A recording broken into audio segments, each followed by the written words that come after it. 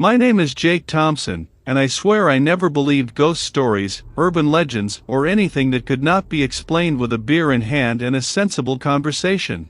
I grew up in Point Pleasant, Western Virginia, a peaceful town where everyone knows each other, and the greatest emotion of the year is the Festival of Maid, which attracts curious tourists and mysteries hunters. I always thought it was just a way to name the city on the map, something to sell t-shirts and hamburgers. Until that autumn night, in October 2025, when I saw something I can't explain. It was one Friday, the air was cold, and the orange leaves covered the Main Street sidewalks. I was with my friends, Emily Carter and Ryan Brooks, in the parking lot of Old Maggie Diner, Maggie's Place, where we used to meet bullshit and take milkshake. Emily, who works at the municipal library and always has a weird story to tell, was obsessed with the legend of the mailman. Jake, have you ever wondered that you can have something really about it? She adjusted the black framed glasses, her brown eyes shining with curiosity. Emily, for God's sake, I said, laughing while stirring the straw of my vanilla milkshake. It's just a story that invented to scare child. An animal with red wings and eyes? It looks like a 1950s movie thing. Ryan, who was leaning against my Chevy 98 hood, shook his head. He has mechanical, calloused hands and always with a grease stain on the shirt, but it's the kind of face that doesn't believe in anything that can't fix it with a screwdriver. Dude, I grew up listening to my grandfather talking about Silver Bridge's collapse. He was there, saw the bridge collapse in '67. He lost a friend. He said he saw strange lights in the sky weeks before. But, I don't know, it was probably just a plane or something. I shrugged. Exactly. Lights in the sky doesn't mean a flying monster. It was probably just the reflection of some headlight in the Ohio River mist. But Emily didn't give up. You know you had more sightings, right? Not only in '67. There were people who saw him in the '80s, '90s, even recent posts in X talking about red lights shining in the forest near the old ammunition factory. I rolled my eyes. Post in X is not proof. Anyone can invent these things. She crossed her arms, stubborn. So why don't we come to see the forest near the factory tonight? If you have nothing, I shut your mouth. But if you have something, you pay me a milkshake for a month. Ryan laughed loudly. Jake, you're screwed. She'll drag you to this crazy anyway. Emily was like a pit bull when she put an idea on her head. Okay, I said, throwing his hands high. But if we are attacked by a mailed man, I blame you, Emily Carter. That night, about 10, we were all three in my Chevy, following the narrow road that led to the old ammunition factory, a deserted place since the 1970s, covered with shrubs and graffiti. The full moon illuminated the sky, but the tall trees blocked most of the light, leaving everything with a kind of sinister tone. Radio played any country music, but Ryan hung up, saying he wanted to feel the mood. I just wanted to go back soon to get back to my couch. We stopped the car in a clearing, about 100 meters from the factory entrance. The silence was heavy, only broken by the noise of crickets and wind on the leaves. Emily took a lantern from the amiable door, and Ryan, who never leaves unprepared, brought a key in English just for the warranty. I got nothing but my cell phone and a dose of skepticism. So what is the plan, the Detective Carter? I asked, trying to keep my tone light, but I admit that the place gave me goosebumps. The abandoned factory in the background looked like a concrete accommodation, with broken windows that looked empty eyes. Let's take a walk, said Emily, already pointing the flashlight for the trees. If the moth appears before the disasters, maybe he's here now, right? I grumbled, but followed and Ryan on the trail. We have about 10 minutes, the flashlight beam cutting the darkness. Everything seemed normal until Emily suddenly stopped, pointing the light to a point between the trees. Did you see this?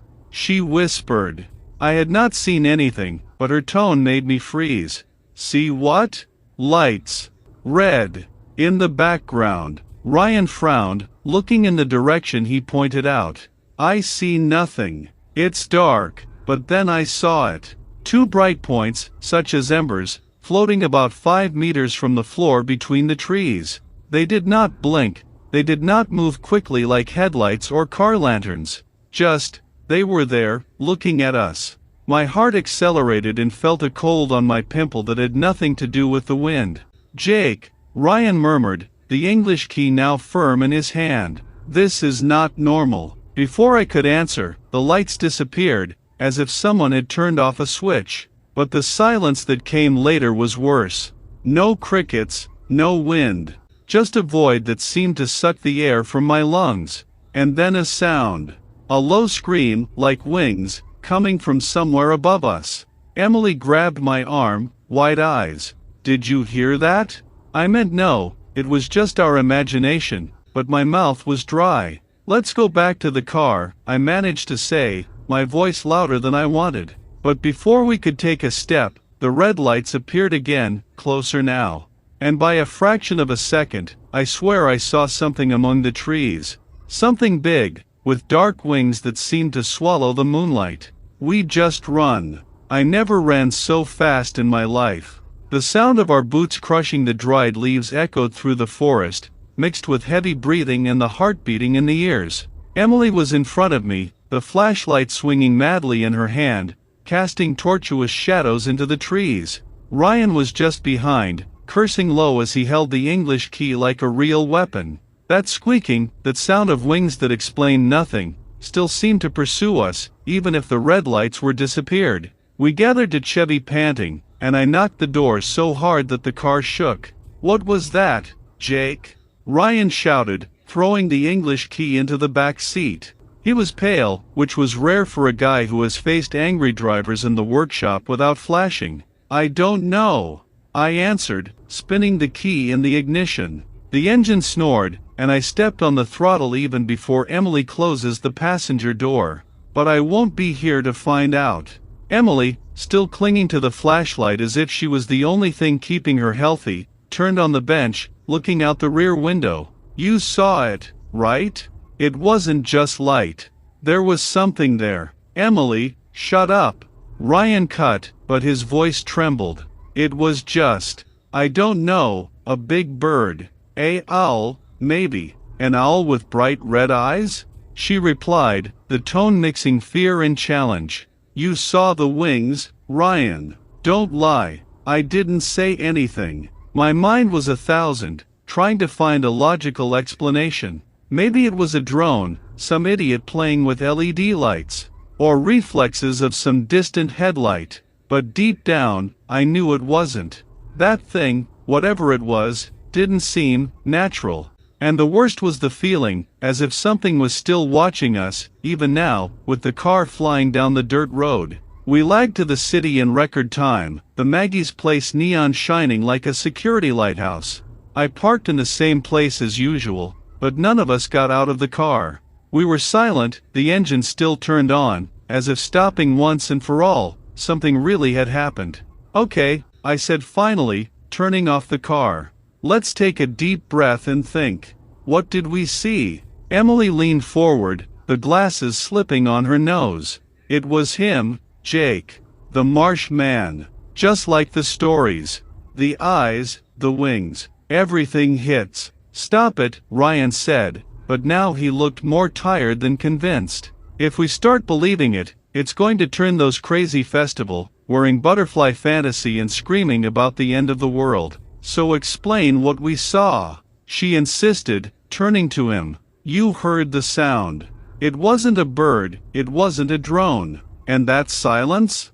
As if the whole forest had arrested my breath. I rubbed my face, trying to organize thoughts. Okay, let's say it wasn't normal. What do we do now?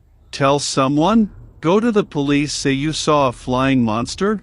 Emily laughed, but it was a nervous laugh. The police? The Sheriff Miller? He will laugh at our face and say to stop drinking cheap beer. So what? I asked. We pretend nothing happened? She hesitated, then took the cell phone. I know who can help. My Aunt Clara. She is obsessed with these things. She has an entire bookshelf, Silverbridge, everything. She has interviewed survivors of collapse to a podcast that never aired. If anyone knows something, it's her. Ryan snorted. Your Aunt Clara? The one who wears aluminum hat. She's not crazy, Emily countered, already typing on her cell phone. Just eccentric. And she lives next door in Gallipolis. We can go there tomorrow. I wasn't very excited about the idea of visiting Aunt Clara, who everyone in the city knew as Clara the Weird, but at the same time, I needed answers. Or at least someone who didn't look at me like I had lost judgment. Okay, I agreed reluctantly. But if she begins to talk about intergalactic conspiracies, I turn around. The next day, a gray Saturday with heavy clouds covering the sky, we drove to Gallipolis, about 15 minutes from Point Pleasant. Aunt Clara's house was an old wooden building, with a garden full of withered sunflowers and a sign on the door that said, "Beware of the cosmic dog." There was no dog, of course. Clara welcomed us with a wide smile, her gray hair stuck in a messy bun and a paint-covered apron. "Emily, my dear. And these are the friends who saw the animal?" She didn't even wait for the answer, already pulling us into a room of books, newspaper clippings, and scribbled maps. "We saw something yesterday. In the forest, near the ammunition factory. Red lights, a weird sound, and perhaps a figure with wings." Clara didn't seem surprised. On the contrary, she illuminated, as if he had expected all his life for this conversation. "You saw him," he said, almost whispering. "The marshy man. He always appears before something big. Before Silver Bridge in '67, he had dozens of sightings. Lights, shadows, people dreaming of him. And it's not just here. He was already seen elsewhere, always before tragedies." Ryan crossed his arms, clearly uncomfortable. "Okay, but what is he? A monster? An alien? A demon?" Clara shrugged, taking a thick book with the cape spent. "No one knows for sure. Some think it's a military experiment that went wrong. Others say it's an entity, something that doesn't belong to this world. But one thing is fact, it doesn't appear for nothing. If you saw it, something is coming." "Like what? Another bridge falling?" Clara looked at me in the eye, and for the first time in her life, I wanted her to be a crazy aluminum hat. "Maybe," she said. "Or something worse." Before I could ask more, Emily's cell phone vibrated. She looked at the screen and frowned. "It's a warning at X accident in Route 2, near Rio. A truck has overturned. They say they have injured." Ryan and I exchanged a look. Route 2 was a few kilometers from the forest where we were last night. "You need to go back there.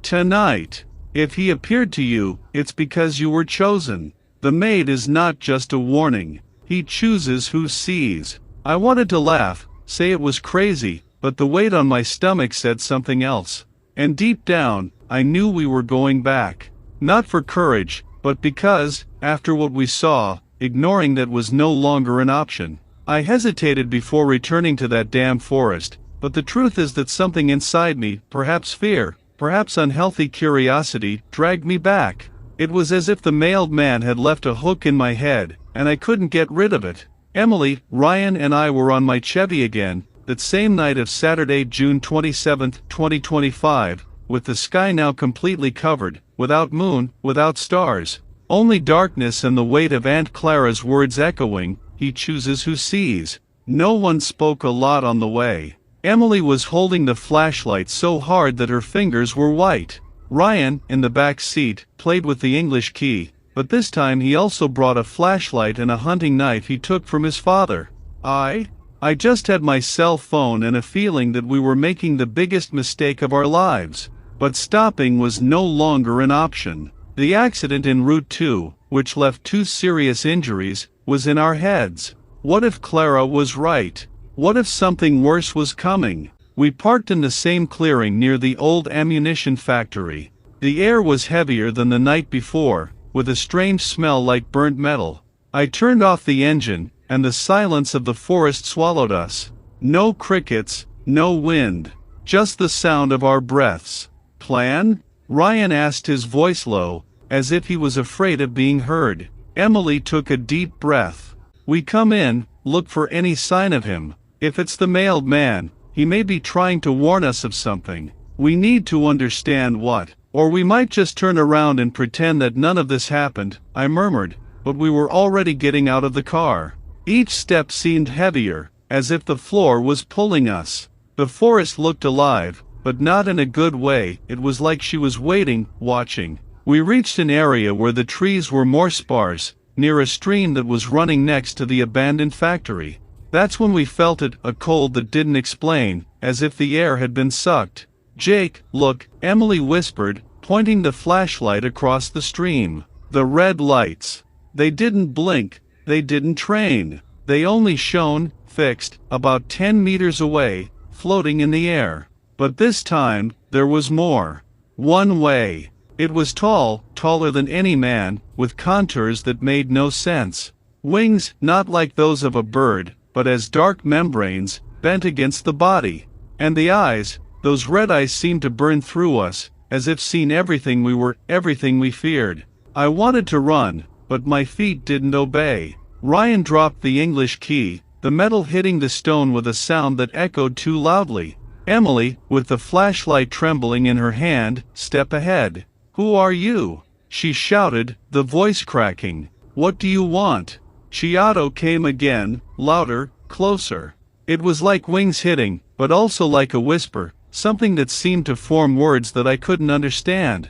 The creature, because there was no way to deny that it was a creature, moved. He didn't walk, didn't flew. It was simply closer, as if the space between us had shrunk. Now I could see more details. The skin, if it was skin, it was gray and rough, like corroded stone. The wings opened for a moment, wide enough to block the sky. "Jake, Ryan, stay behind me," Emily said, but her voice was pure panic. She pointed the flashlight directly to the thing, and for a second, I thought she retreated, as if the light bothered her. But then the eyes shone tighter, and the wheeze turned a sound that made my teeth range, like nails on a blackboard. "Run!" Ryan shouted, finally breaking the trance.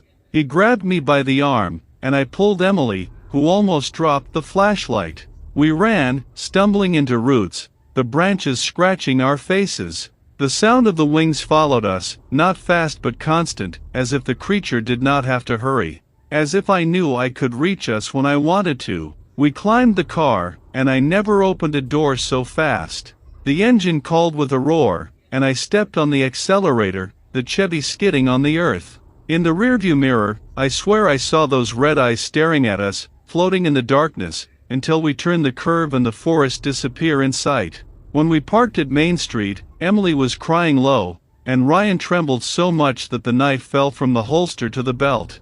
I could only think of it, we had survived. But why? The following days were a difficult one. We don't tell anyone. Who would believe? But something has changed. It wasn't just fear.